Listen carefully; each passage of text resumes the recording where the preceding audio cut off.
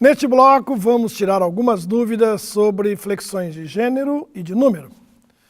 Quantas vezes não paramos para pensar sobre o plural de siglas, nomes próprios e substantivos compostos? Outras vezes ficamos em dúvida sobre o gênero substantivo. Não sabemos se é masculino ou feminino. Então, neste bloco, vamos esclarecer alguns casos que mais nos afligem. Vamos lá. Qual sua dúvida?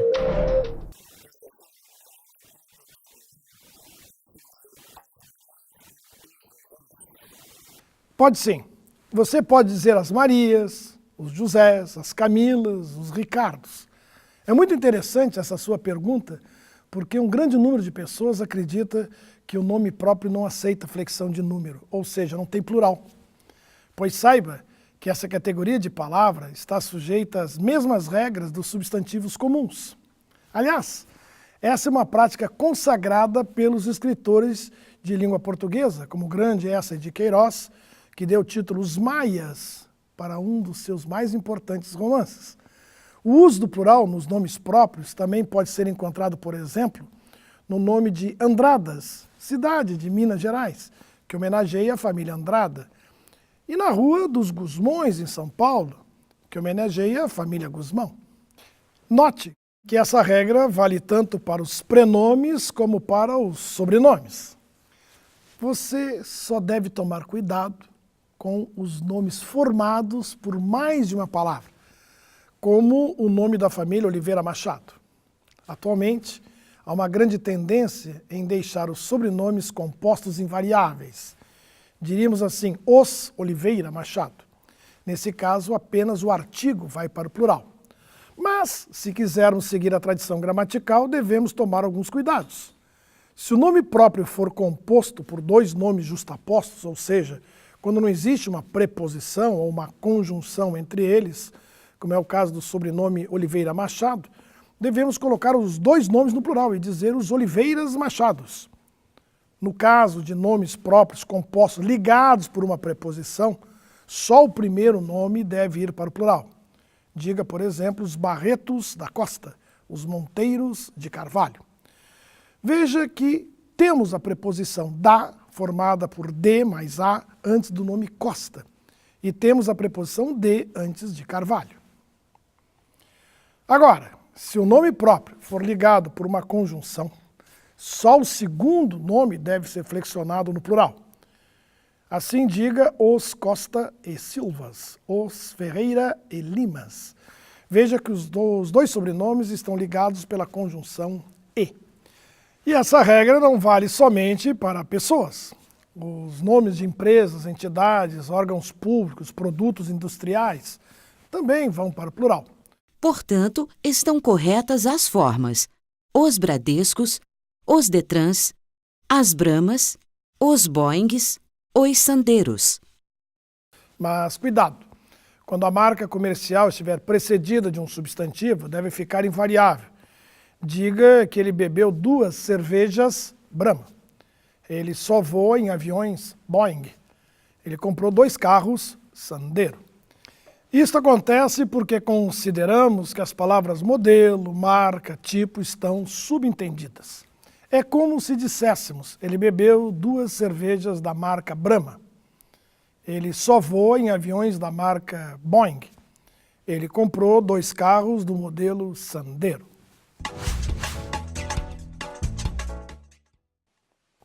E já que estamos falando em plurais especiais, vamos lembrar como se indica o plural de letras, siglas e abreviaturas. No caso das letras, você pode escrever o nome delas por extenso, como nas frases, a palavra carro se escreve com 2 R's. Diferencie bem os M's dos N's. Cuidado com o nome da letra X. Ele não varia a sua forma no plural. Escreva, portanto, ele não percebeu os 2 X da questão. Não sei para que tantos X. Também podemos indicar o plural duplicando a letra. Por exemplo, ele confundiu os V's com os F's. Veja que escrevemos VV e FF, mas falamos V's e F's. Ele confundiu os Vs com os Fs. Mais um exemplo. Não tem As nem Bs. Vamos colocar todos os pingos nos Is. Agora, para indicar o plural das siglas, não é preciso duplicar tudo. Basta acrescentar um S minúsculo no final da sigla. Escrevemos assim as ONGs, os PMs, as UNES. Note que devemos escrever sem apóstrofo, certo? O S minúsculo fica grudadinho na última letra da sigla. Fique atento, não confunda a sigla com a abreviatura. Sigla é uma palavra formada pelas letras iniciais de outras palavras. Por exemplo, a sigla da Organização Mundial da Saúde é OMS. A sigla da Organização das Nações Unidas é ONU, que se escreve ONU. Uma abreviatura, por sua vez, é uma redução de uma palavra ou de uma locução. As abreviaturas geralmente formam o plural com acréscimo de um S. A abreviatura de senhor, por exemplo, é SR ponto. No plural, SRS ponto. Mais um exemplo. A abreviatura de página, no singular, é PAG ponto.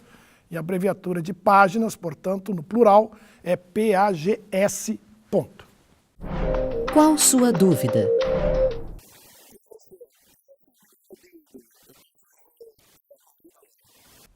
É muito comum as pessoas acharem que todos os substantivos podem ser flexionados em gênero, ou seja, que todos apresentam uma forma para o feminino e outra para o masculino. Mas isso não é verdade. Nem todo substantivo tem masculino e feminino. É o caso do substantivo ídolo, que é chamado de sobrecomum. Os substantivos sobrecomuns têm um único gênero. Não importa se se referem a um homem ou uma mulher. Eles não aceitam nenhum tipo de distinção entre os gêneros. Se o substantivo for masculino, o que acontece? Todas as palavras devem concordar com ele no masculino, mesmo quando se trata de uma pessoa do sexo feminino. O substantivo ídolo, por exemplo, além de não ter a forma para o feminino, não aceita nenhuma distinção de gênero. Então, respondendo à sua pergunta, não existe a palavra ídola. Também não se pode dizer minha ídolo. Só existe o masculino, meu ídolo, um ídolo, seja ele homem ou mulher. Então você deve dizer, ela é meu ídolo, aquela atriz é nosso ídolo. Quer ver mais um caso de substantivo sobrecomum? Por exemplo, o substantivo criança é feminino. E as palavras que o acompanham, como o artigo, o pronome, o adjetivo, devem sempre se apresentar na forma feminina, mesmo quando se trata de um menino. Dizemos, por exemplo, aquela criança é muito bonita, independentemente de a criança ser um menino ou uma menina. São sempre femininos. A testemunha, a vítima, a criatura. São sempre masculinos. O indivíduo, o cônjuge, o monstro. Há também os substantivos chamados de comuns de dois gêneros. Eles recebem esse nome porque apresentam uma forma comum para o masculino e para o feminino. Quem marca o gênero desse substantivo são as palavras que os acompanham, como o artigo, o adjetivo, o pronome e o numeral. É o que acontece, por exemplo, com o substantivo modelo. Diga, gostei do trabalho desse modelo fotográfico, quando se trata de um homem. Aquela modelo tem muito charme, quando se trata de uma mulher. Veja mais alguns exemplos de substantivos comuns de dois gêneros. O intérprete, a intérprete. O fã, a fã. O estudante, a estudante. O dentista, a dentista. O mártir, a mártir. Qual sua dúvida?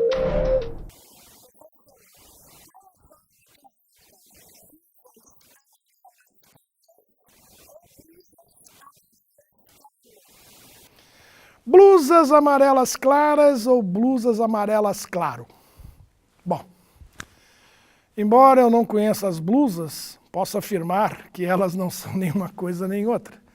Isso porque não existem as formas amarelas claras nem amarelas claro. Mas antes de entrarmos no mérito da flexão de gênero e número, eu gostaria de chamar a atenção para o uso do hífen.